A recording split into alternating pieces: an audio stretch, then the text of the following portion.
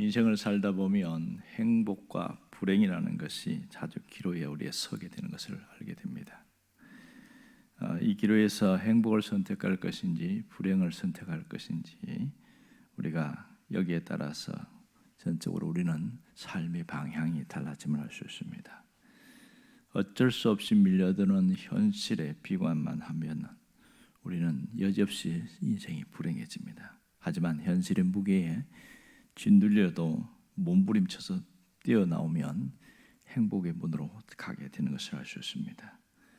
우리는 살면서 예고 없이 많은 문제들을 만날 때가 많습니다. 이런 예고 없는 문제들은 장소와 관계없이 우리의 어떤 상태와 상관없이 찾아올 때가 많습니다. 문제를 문제라고 부르는 이유는 해결할 수 없기 때문에 문제가 되는 겁니다. 내가 해결할 수 있다면 그 자체는 문제라고 할 수 없겠지요. 우리가 이 땅에 살면서 가장 힘든 것은 피할 수 없는 문제들이 우리를 찾아올 때가 있습니다. 이것은 우리 삶의 굉장한 아픔이요 고통입니다. 그래서 너무 견딜 수 없는 문제 때문에 밤에 자다가 놀라서 일어나기도 하고 주저앉기도 합니다. 이것을 사람들은 트라우마라 이렇게 말합니다. 트라우마가 뭐냐면 정신적인 상처입니다. 눈에는 보기에는 멀쩡한데 정신적으로 상처를 크게 받은 것을 트라우마라고 합니다. 이런 상처들은 눈에 보이지는 않지만 어떤 상황에 맞닥뜨리면 그것이 확 일어나서 사람을 굉장히 힘들게 하고 짓눌려 버립니다. 그리고 생활 자체를 불편하게 만들어 버려서 아무것도 못하게 만드는 것이 트라우마입니다. 어린 시절에 트라우마가 있는 사람들이 성인이 되어서 시간이 되면 낫겠지, 좋아지겠지 하고 살아갑니다만은 이 트라우마가 상처가 치유되지 않으면 굉장한 문제를 일으키는 걸 봤습니다. 젊은 부부가 아주 그것도 직업도 괜찮은 부부가 결혼을 했어요. 결혼을 해서 뭐 잘 살겠지 하고 갔는데 이분들이 얼마 안 돼서 이혼을 했다는 얘기가 들립니다. 누가 봐도 둘 사이에 아무 문제가 없는데 왜 이혼을 하냐? 서로가 이혼하는데 뭐라고 그러냐면 성격이 안 맞아서 못 살겠다 이러는 겁니다. 그런데 그들의 속에는 굉장한 트라우마들이 있었습니다. 마음의 상처들이 서로가 부딪히면서 깨지는 소리가 났던 것이죠. 이 트라우마는 치유되기 전까지는 없어지지 않는다는 것이 가장 큰 문제입니다. 여러분, 이 상처를 치유하지 않으면 세월이 30년이 흐르고 40년 흘러도 여전히 똑같습니다. 마치 우리 몸에 육체적인 장애가 있을 때 그 부분이 해결이 안 되면 죽을 때까지 힘들게 하는 것과 똑같습니다. 오늘 본문에는 육체적인 장애를 가진 사람의 이야기가 나오고 있습니다. 이 사람은 손 마른 사람입니다. 회당에 함부로 손 마른 사람이 들어올 수 없는데 오늘 이 회당에 예수님이 왔을 때에 손 마른 사람이 왔습니다. 그가 스스로 들어온 것이 아니고 예수님을 공격하려는 사람, 음해하려는 사람들이 일부러 데리고 왔다는 것을 알 수가 있습니다. 주님은 이 땅에 계시면서 수도 없이 문제들을 많이 겪었습니다. 예수님 자체가 문제가 있어서가 아니라 문제를 일으키는 사람들의 공격 때문, 모함 때문에 어려움을 당할 때가 많았습니다. 바로 오늘 이 부분도 그겁니다. 손 마른 사람을 데려온 것 자체는 아무 문제가 되지 않습니다. 문제는 그날이 언제냐는 거예요. 그게 안식일이었기 때문에 문제가 되는 겁니다. 사실 이 사람을 뭐 고치는 것은 아무것도 아니죠. 그런데 안식일에 어떤 일을 행하면 범법자가 된다는 것이 그거는 모든 사람들에게 알려진 사실입니다. 그래서 이 사람들이 예수님을 음해하려는 사람들이 안식일에 이 사람을 데리고 온 이유는 두 가지입니다. 하나는 안식일에 치유 행위를 행하면 범법자가 된다는 것을 알고 있기에 그렇게 만들려고 하는 것이고, 만일 안 고친다면 예수님에 대해서 다른 사람들에게 크게 망신을 주려는 그런 의도를 갖고 있음을 알 수 있습니다. 자, 이럴 때에 예수님이 이 사람을 고쳐야 됩니까? 고치지 말아야 됩니까? 이것이 가장 큰 어려운 문제죠. 그러면 이 안식일에 손 마른 사람의 입장에서 한번 생각해 봅시다. 자, 이 사람이 예수님 앞에 나왔을 때 뭐라고 이야기해야 될까요? 예수님, 오늘은 안식일이잖아요. 저 안 고쳐줘도 됩니다. 저 고침받는 거 포기하겠습니다. 그러니까 예수님도 안식일을 잘 지키십시오. 이렇게 과연 얘기하겠냐는 거예요. 아마도 평생 한쪽 손이 마른 사람, 장애인으로 살아온 이 사람에게는 나도 오늘 살아야겠으니 나 좀 살려주세요, 이렇게 매달리는 것이 더 가능한 일이겠지요. 나를 좀 고쳐주셨으면 좋겠습니다. 그런 마음이 더 간절할 것이라는 생각이 듭니다. 지금 예수님은 이러지도 저러지도 못하는 위기 상황에 빠졌습니다. 주님이 어떤 결정을 하나에 따라서 예수님이 살 수도 있고 아니면 또 손 마른 사람이 건강해질 수 있는 이런 상황입니다. 당시 사람들은 안식일에 대해서 굉장히 엄격했는데요, 안식일을 범한 죄에 대해서는 공개적으로 처형할 수 있도록 그렇게 해나왔습니다. 그들은 안식일에 대해서 39개의 조항을 만들어서 사람들에게 이 안식일에 대해서는 꼼짝도 못하게끔 그렇게 했습니다. 그만큼 안식일을 범한 자에 대해서는 용납하지 않았습니다. 그러니 안식일에는 저마다 길 다닐 때 주머니에 돌 한두 개씩은 들고 다녔습니다. 혹시 안식일 범한 자가 있으면 그 자리에서 누군가가 지적하면 돌을 던질 각오를 하고 있는 그런 분위기였습니다. 자, 이런 상황 속에서 고쳐야 되냐 말아야 되냐, 이때 주님이 기발한 아이디어를 냅니다. 그것은 질문이었습니다. 자, 무슨 질문합니까? 여기서 주님이 대적자들을 향해서 질문하는데 11절에 보면 안식일은 누구를 위하여 존재하느냐 이렇게 물었어요. 안식일에 선을 행하는 것이 옳으냐 그러냐, 이 질문은 안식일은 바로 선을 행하는 것이 맞거든요. 그러니까 꼼짝 못하는 거죠. 그러면서 무슨 예화를 들냐면 양 한 마리 이야기하는 겁니다. 집에 아주 비싸고 귀한 양 한 마리가 있는데 그만 이 양 마리가 뛰쳐나가가지고 그 겨울에 빠졌다고 했을 때 그것을 건져낼 것이냐 말 것이냐, 이런 부분이었습니다. 너희들은 이때에 어떻게 건져내냐 마느냐, 이걸 지적했습니다.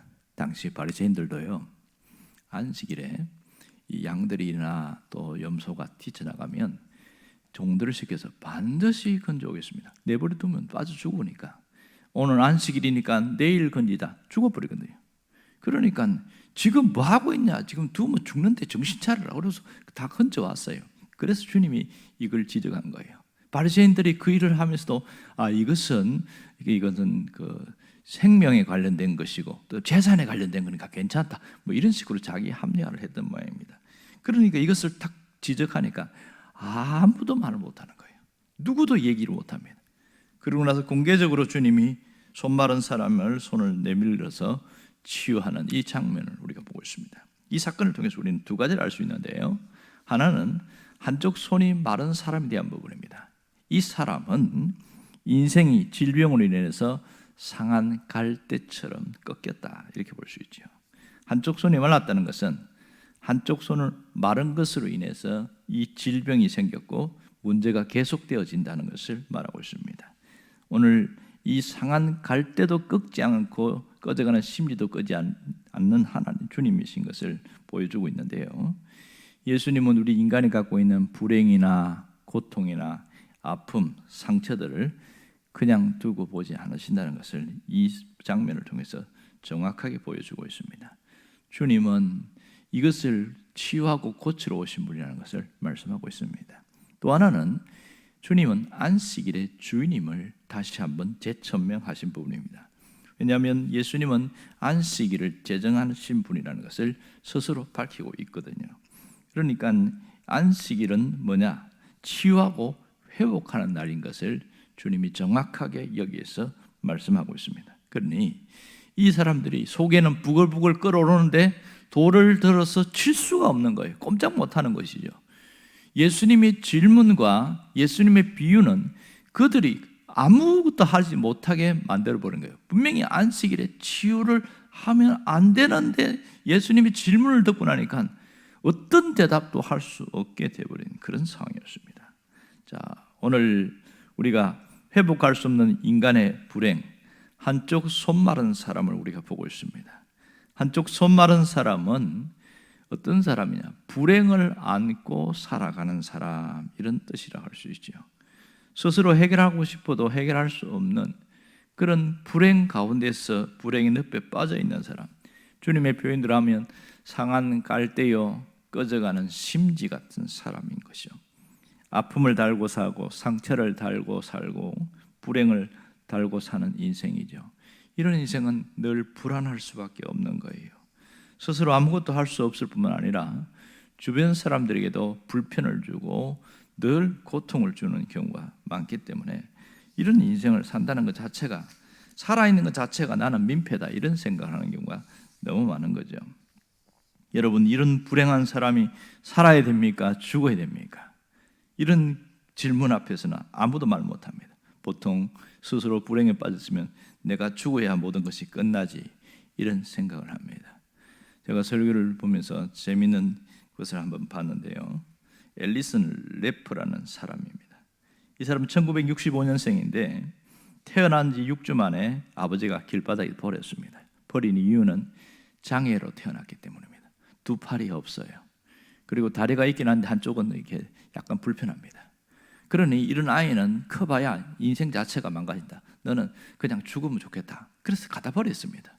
근데 이 아이가 버려졌다는 사실을 누군가가 발견하고 어느 복지원에서 그를 데려옵니다.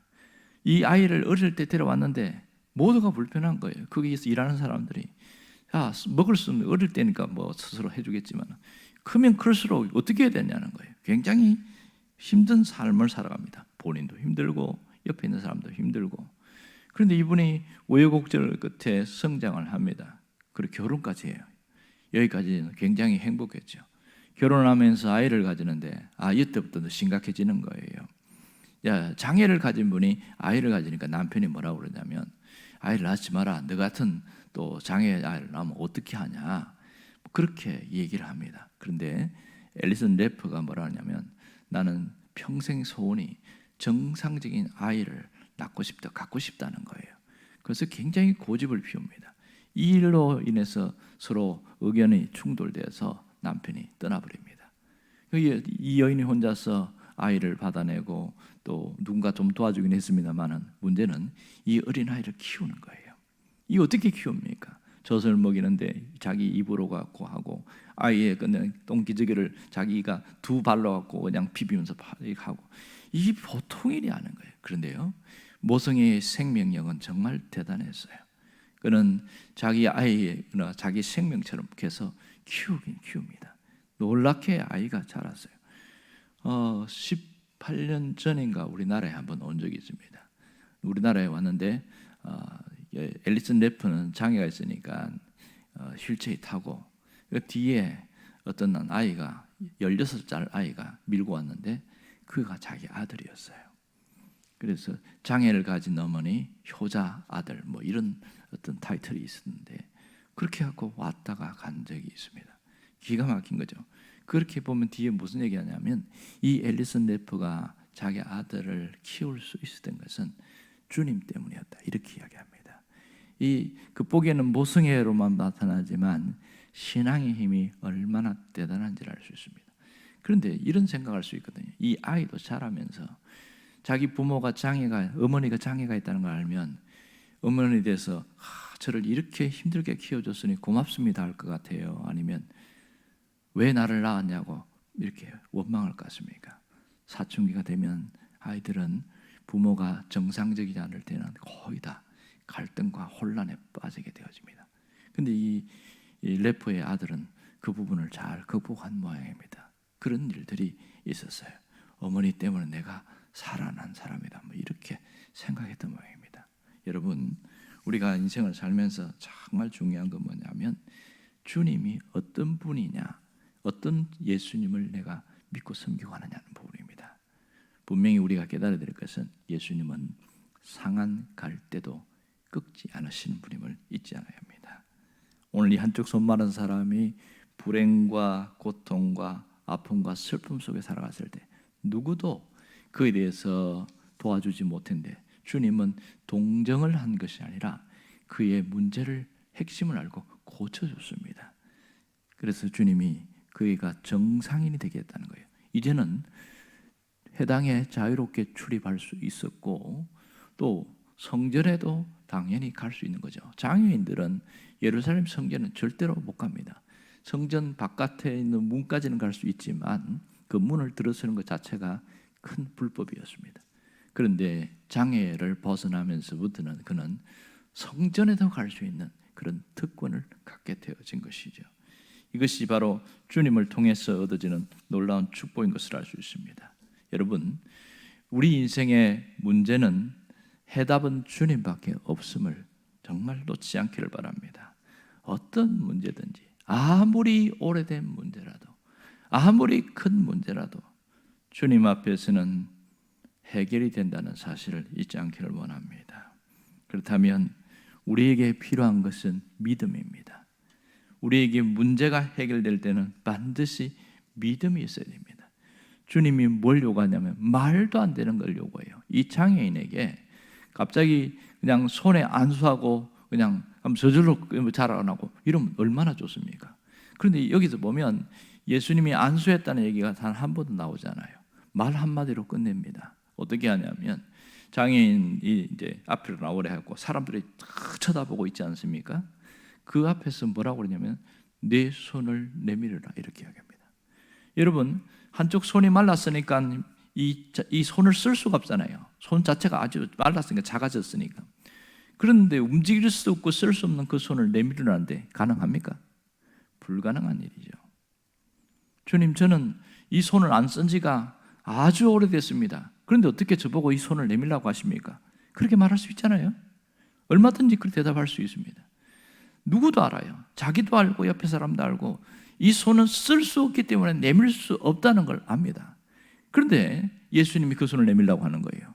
여기서 이해가 안 되는 거는 왜 예수님이 안수해서 고치지 않고 이 사람에게 손을 내밀라고 했을까? 이 부분을 우리가 깊이 생각해야 됩니다. 여러분, 여기서 이해할 수 없는 부분이지만 주님은 최소한의 순종을 요구하신 거예요.